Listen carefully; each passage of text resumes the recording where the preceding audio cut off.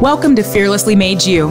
I am your host, Kristietobias. Joining me today are guests just striving to dominate in their personal and professional lives while answering the question, what does it mean to be fearlessly made?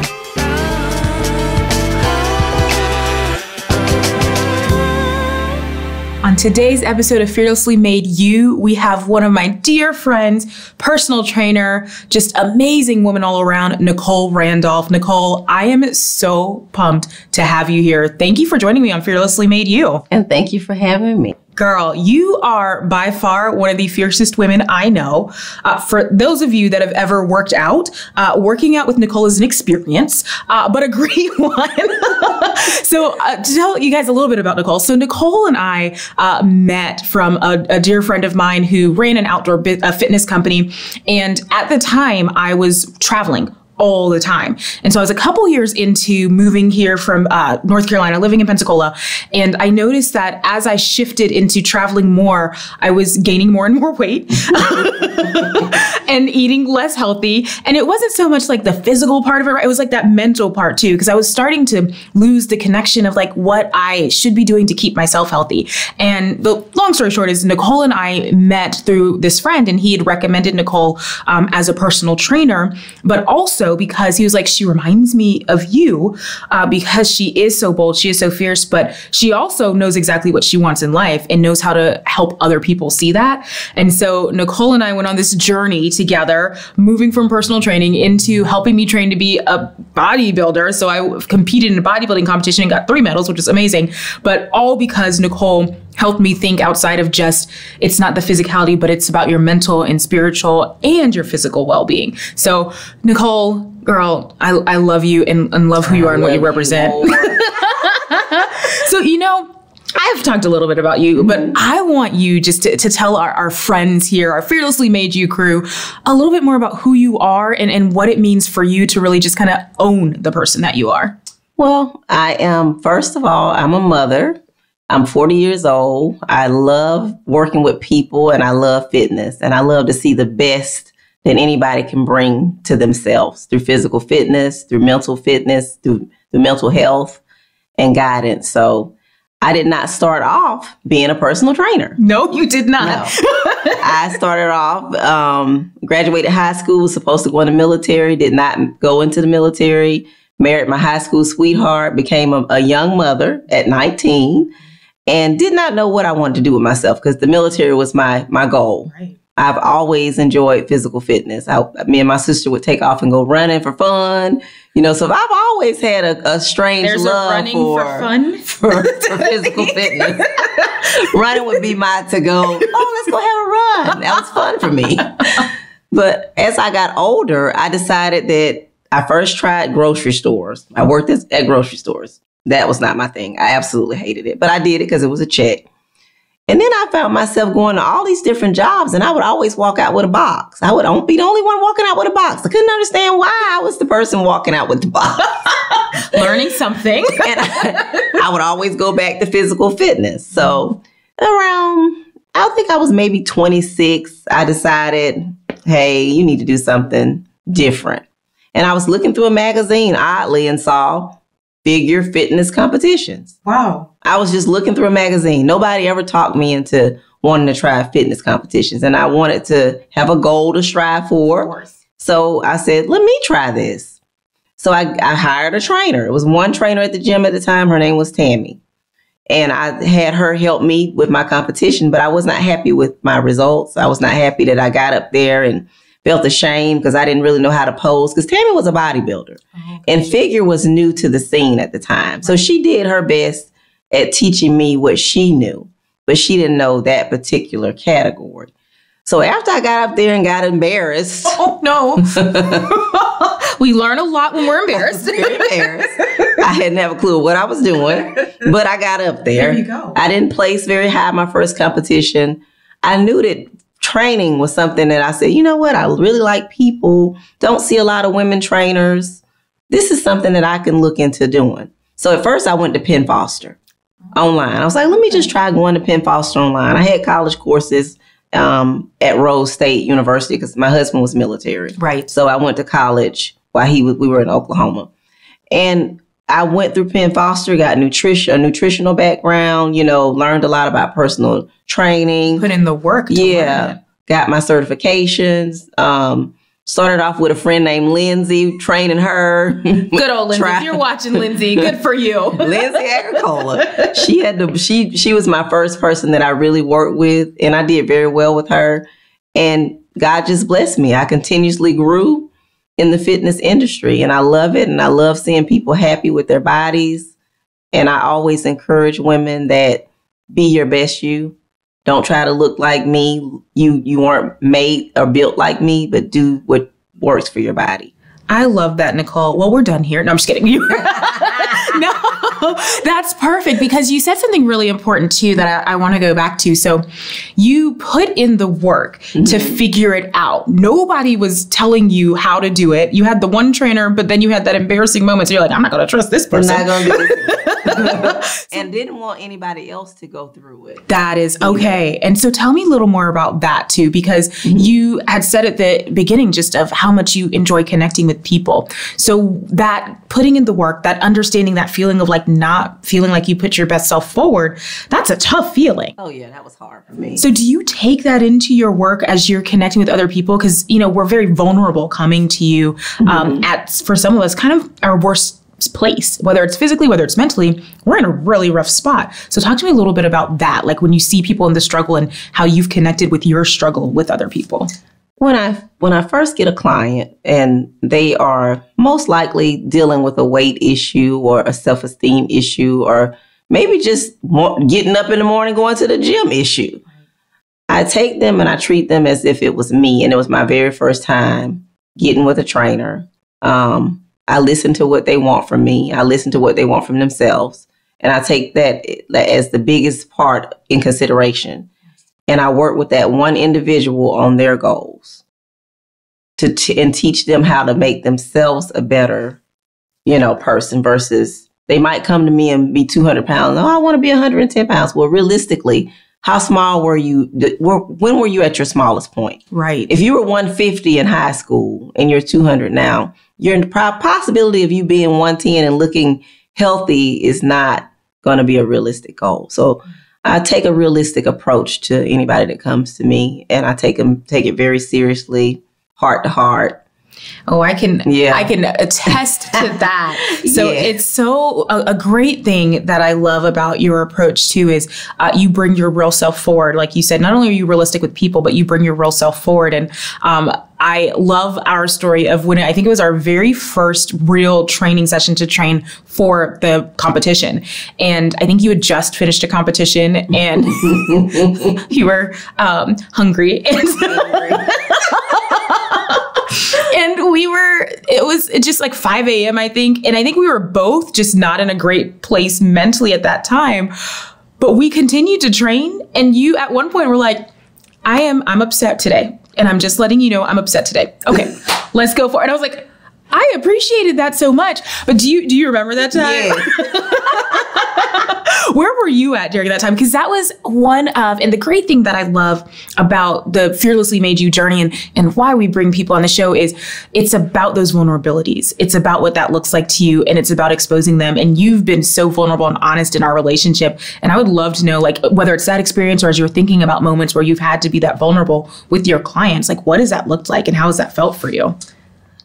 Anyone that meets me, they know that I'm going to be Nicole.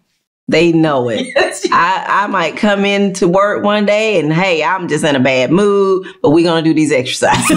To let you know, these exercises might be a little bit harder today. Yes. But they were. I never feel like, I guess what I do take in consideration is I'm dealing with people. Mm-hmm. And they might have to come to me and say that they're having a bad day. So I want them to know that I'm not perfect. Yeah. And that I have issues as well. And sometimes that helps the relationship. And sometimes that helps people to do better with their journey because they realize, okay, she's human. She's not superwoman. She's not bionic woman. She has issues too. And that actually helps them to be able to relate to me and be realistic with me and let me know, hey, I had a bad day. I ate bad. Or, I mean, even though I might add a few extra exercises. To help support the goals. to support the calories. But I like to be real with people and let them know that I have bad days as well as good days. That's so important. Yeah. I think we have to be. And I think too many times we see, and whether it's in the fitness industry or, you know, in my world in the consulting industry, too many times people try and strip that vulnerability and that personal side out of the work. And it really connects and helps you live and train and be a better version of yourself and help other people too. So I love that you connect that to actually help push your passion in your work. So we've talked a lot about Body by Nicole, which for those of you that don't know, Body by Nicole is Nicole's business. And so we've talked a bit about that, but I would love to kind of dig a little deeper for you. As you'd mentioned before, like no one really kind of told you how to get here from a personal perspective as a young mom trying to figure it out and then starting your own business. Talk to me about that and what that journey looked like and, you know, the pitfalls, the strengths, the things that you found out and lessons learned around that. Well, I worked for Riviera Fitness first. I didn't just jump out into the fire. I worked for Riviera Fitness for maybe, I think 4 years to be correct, 4 or 5 years, a good amount of time. And I was a trainer there and I was really good at it. I did all the classes. I taught the classes. I did one-on-one, you name it, I did it. I took people outside, whatever they wanted to do, run down the street. But from that point, I had a situation where I think I just outgrew Riviera. I started renting out a jumping party place over off of South Lee Field. It was a place where girls they had a jump, like a thing that they had the little jumping things you jumped on for the kids. And they would take them down and we would all go in there with weights. Everybody would show up with their weights and mats and everything. And we would just rent that out and just have a huge boot camp. So I started off with my Body by Nicole business while I was working at Riviera Fitness, just with boot camps. Got you. Okay. But I was doing personal training through Riviera.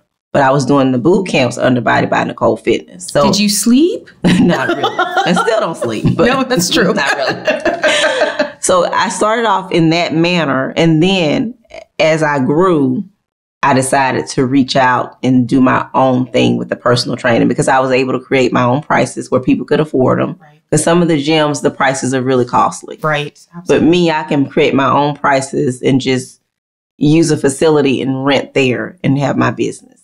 I love that. Yeah. And it's so interesting because you figured out what made sense for you because it's different for everyone. So as you're thinking about what makes sense for you, as you continue to look at ways that you're growing and developing your business and creative ways in the way that you're doing that, I would love for you to kind of take me down this road of 2020 and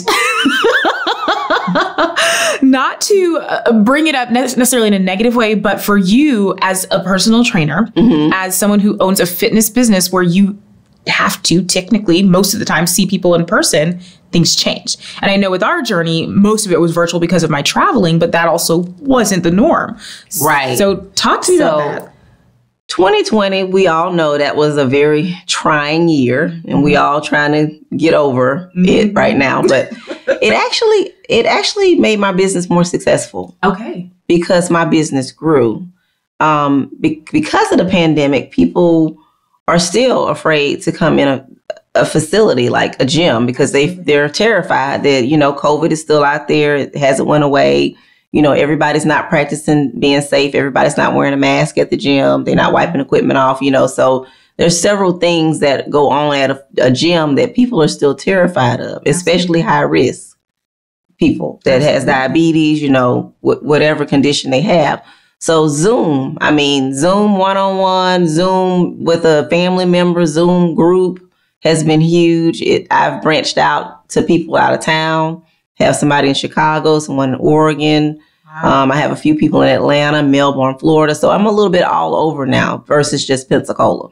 So you use Zoom to your advantage because so many people are like upset about Zoom right now. They're like, I'm tired of Zoom. But Zoom has been wonderful. Excellent. It has been wonderful. That's really amazing. And it's interesting because I've had the chance, of course, to follow your social media posts. And I'm seeing that you're even using social media more to share. So tell me, with you, as you think about as your business grows and develops, do you think you'll continue to kind of do more of the virtual setting? I love doing the virtual setting because some people before the pandemic, we never thought of it this way because the gyms were open and people weren't afraid to go to gyms. But some people are really afraid to come to gyms because of their self-esteem. Yeah. You have people that have never stepped foot in the gym because they have self-esteem issues. So it still allows that group of people to work out in the comfort of their own home and not have to come inside of a gym. I love that. So that is really powerful. Yeah. And what's very interesting too is when you talk about self-esteem, when you talk about people who have maybe never stepped foot in a gym, or maybe never even thought that they could be at a place where they could be healthy, I would love for you to share, and not necessarily in all the details of the person, but for you, those experiences, how they've impacted the way that you shape, the way that you work out with people, or the way that you train people. Repeat that. Yes, of course. So I'm thinking about even myself, but so I'm thinking about some of the people that don't want to come into a gym. Okay. And they feel totally like this is too vulnerable for me. So with those people and some of those experiences, I'm sure you've experienced some really interesting conversations with people. Mm-hmm. So I'd love to know from you, when you think about some of those people and the impact they've had on how you approach training, what kind of impact have they had on how you approach training? They feel like that I make it very comfortable.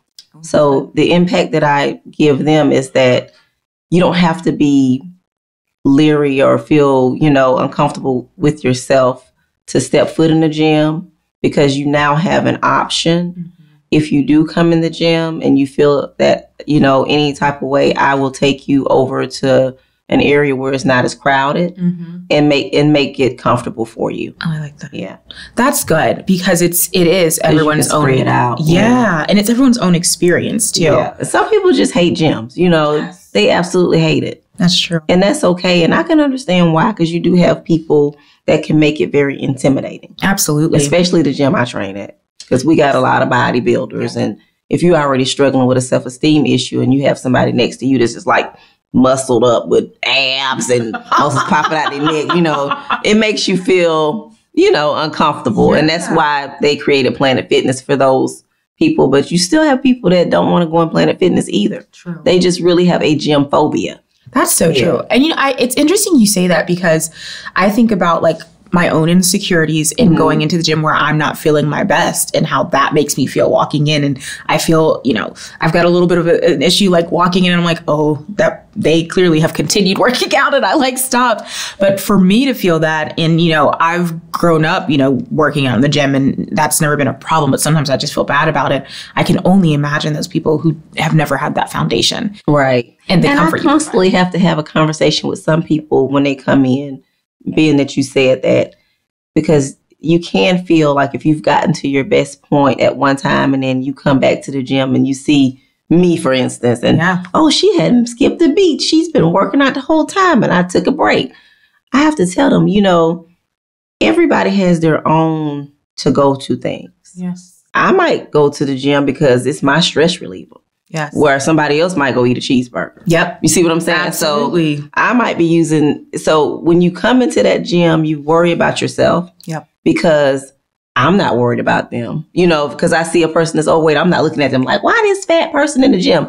But in your mind, people mentally already think that somebody's making it about them, but it's not about them. Absolutely. Because most of those people are in their zone and they slamming weights around, they're really only worried about themselves, but mentally, you can make yourself feel uncomfortable because you already have insecurities. No, I think it brings up a really great point, Nicole, and it kind of brings us into this conversation around Fearlessly Made You. And, the book that I wrote inspired this podcast, but it's really the journey that inspired the book.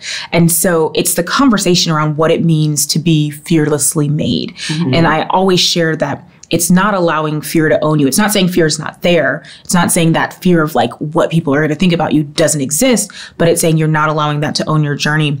And so for you, I would love to know, for you personally, what does being fearlessly made, what does that mean to you?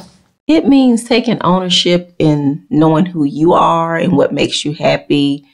And no matter what anybody else thinks about you, continue your own journey, because you're only in control of you. Right. I always say that you're only in control of you. You're only in control of getting up out the bed in the morning and brushing your teeth, washing your face, making sure you're clean. Nobody else is going to do that for you. How have you infused that mindset into for people who don't feel that? How do you find yourself helping to uplift others in that mindset? I just fuss at them. That sounds right. Get out the bed. I'm calling you. I have to constantly talk to some people because I have people that come in there and they are really down in the dumps. Mm-hmm. Like, I mean, that will just, it immediately leaves them and jumps on to you. Because it's the energy, you know. Yeah, absolutely. But I constantly have to talk to some people and just let them know, hey, you know, you're in control. You're in control. You can't allow others to control you. Yeah. You know, whatever you've been handed in life as far as body, like whatever body you've been given that you were born with, you just got to make the best out of it. Absolutely. Well, have there been times where you haven't felt in control, whether it's in your personal life or the training life? Oh, yeah. What has that been like for you? It's crazy. I mean, it makes you feel like you're sinking. Mm-hmm. Or you run into a brick wall because you're not being heard and you just can't understand why you're out of control. Right. And being out of control, I don't like to be out of control. No. Not you. No. I like to be in control. What have you done in those moments, though? And I'm thinking about for those people watching now that are like, well, she seems pretty in control for me. I couldn't imagine her being out of control. What are the things that you had to do in those moments to kind of bring you to a place of whether it's being in control or just being in a better spot? What are some of the things you've had to do to get there? I utilize a counselor. Yes. Most definitely. Yes. I have a you counselor. And me both. Because people are a lot of times dumping their problems on me. So I need somebody to dump my problems on. Yes. And share my issues with. Because I'm hearing a lot of problems throughout the day, or I'm hearing a whole, you know, from 5 o'clock to 7 o'clock at night, you know, I'm dealing with at least 30 people a day, 30 to 33 people a day. Because I'm constantly back-to-back training. So I most definitely have a counselor. Wow. It helps me a lot. You know, and people look at having counseling as being weak. No, it's being strong because you're taking control and you're recognizing that you have issues and that you need someone to talk to as well. I love that. And it's so true. It's interesting because I think about my journey with counseling, and I started going to counseling probably in college, in undergrad, when I was a little bit before I was first diagnosed with post-traumatic stress disorder. Then I went to a trauma counselor. So I had like 2 therapists. And I remember a lot of the dialogue and conversation. I think there was one time where I like just sat in the room and didn't say anything. And my therapist just looked at me and he's like, we're going to sit here. You don't have to talk to me, but we're going to sit here because there's something happening and you need to release it. And if sitting here with me is helping, then we're going to do that. And it was a moment of like clarity of, first of all, please don't just sit in a room with someone and not share. Right. But it's like, to your point, there are in anyone's line of work where you, like you'd mentioned before, when you enjoy people and when you enjoy helping and serving people, you take that on you. Yes. And that's a lot. And you already have your own life that you're dealing with, but then you're taking on other people's, you know, exactly. Yeah. And there's the difference in like the fearlessly made journey in having this journey where you're not inspiring others because you've taken on so much, you can no longer inspire yourself. Yeah. So you have to have somebody for you as well, because if not, you can't be your best you. Absolutely. Yeah. Well, for you, when you're thinking about being your best you, so we've heard so much about your journey just in the professional realm of your life, how that your personal life is woven into that. I think about for you, like when you go home, when you're no longer at the gym, what does that look like for you? Well, normally I'm at home. Not very long, but when I am there, I'm preparing for the next day, you know, winding down, watching a little TV every now and then. I don't watch very much TV at all. Organizing, just making sure that I can keep my life together for the busy life that I have. Yeah. And then I have a husband. I spend time with him, and my children are grown now. So, you know, I see them kind of sometimes. Do you find that you've got, like you said, you don't watch TV a lot. Do you have certain go-to, like if it's organizing, for some people, organizing is soothing and calming. Do you have certain go-to things that help you like kind of re-energize for the next day? Just, I love drinking tea. Like, you know. Do you have a favorite tea? For And I'm learning something new. I didn't realize how much you love drinking tea. I just love tea. I like why you made me drink tea I all like the time. chamomile tea to go to sleep. This is why you had tea in all of my work. Dandelion tea. I see. I understand now. The light has It's shown. just kind of calming to me. I love drinking tea. I know my daughter fuss at me all the time. Mom, how many tea bags are you going to leave in the cup? But you bring up a really calming. good point. It is calming for you. Mm-hmm. And I think too many times, like, people try and find these like big things to be like, I'm going to do meditation, I'm going to do yoga, which is great. Not saying anything negative about that. But having a glass of tea. Just hot tea. And then I like to journal. I love that. I like to journal. Do you journal every night? Yes, I try to make sure I journal something every night. What does that do for you? Is there like a release? Well, it kind of puts it on paper, whether if you're the crazy person or maybe if that person's crazy. So that's what it does for me. Because I'm immediately going to the person that's crazy.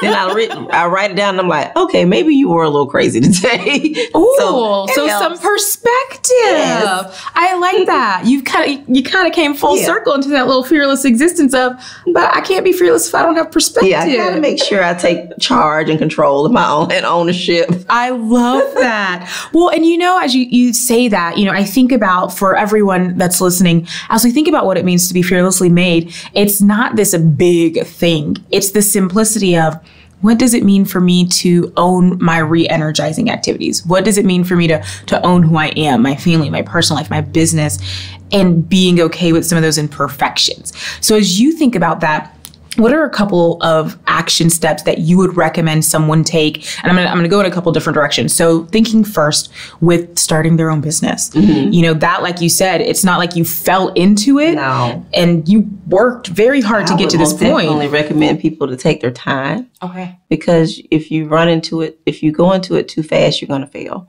Because you have so many different aspects to running your own business. Absolutely. To make sure it's a professional business. That you have legal binding contracts and that you have rules, especially when you're dealing with people, you have to have rules. Talk to me a little bit about that, because I have known a little bit of your journey. I know some of the things that you've been through, but for those people that are like, how does that even play into a business? Like, talk about some of why that's so important. If you don't have rules, then no one knows what to go by. What are your guidelines? What are your expectations of someone you're working with? So in my situation with a client, my client needs to know that I expect for them to treat me the way I treat them, with respect, to be on time, to pay on time. If you are late for your appointment, then if you have 20 minutes left, that's all you're going to get.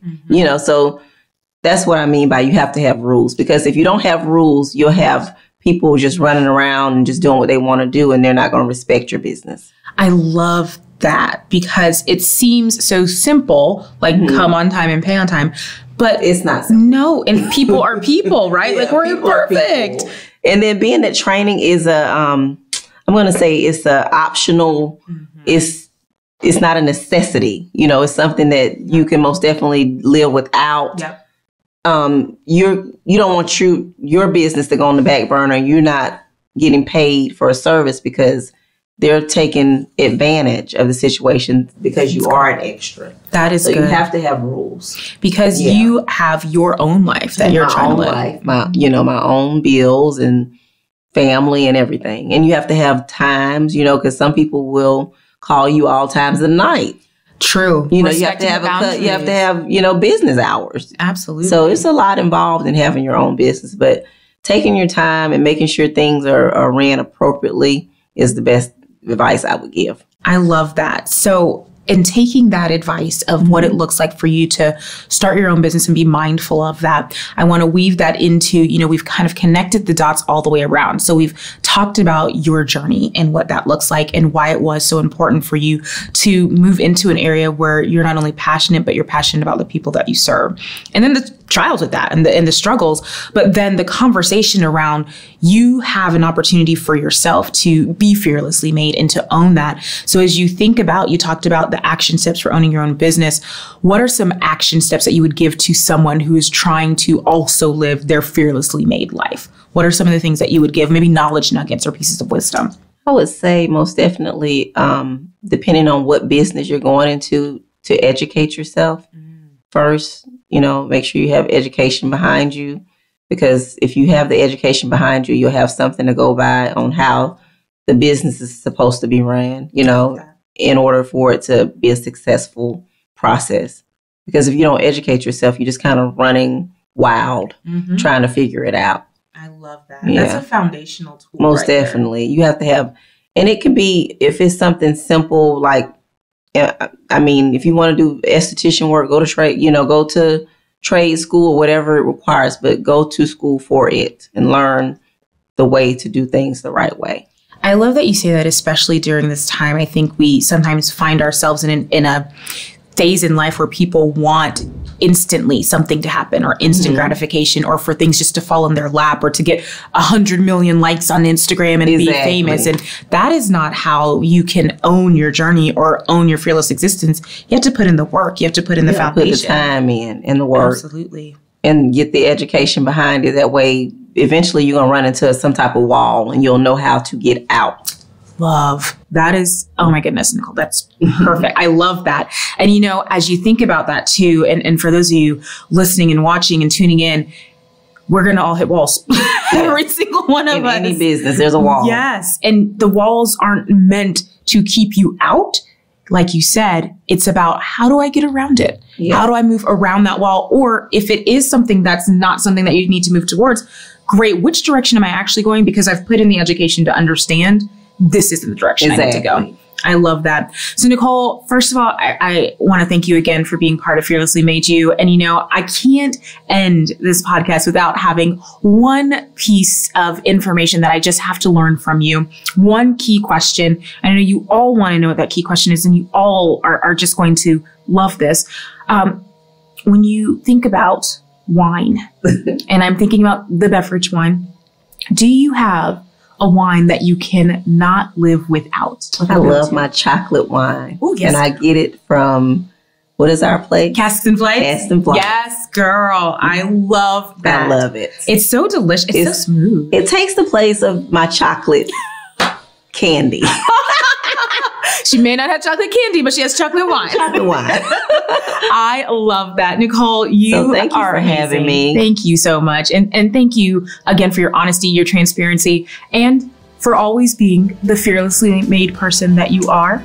I appreciate you. So guys, tune in next time for the next episode of Fearlessly Made You.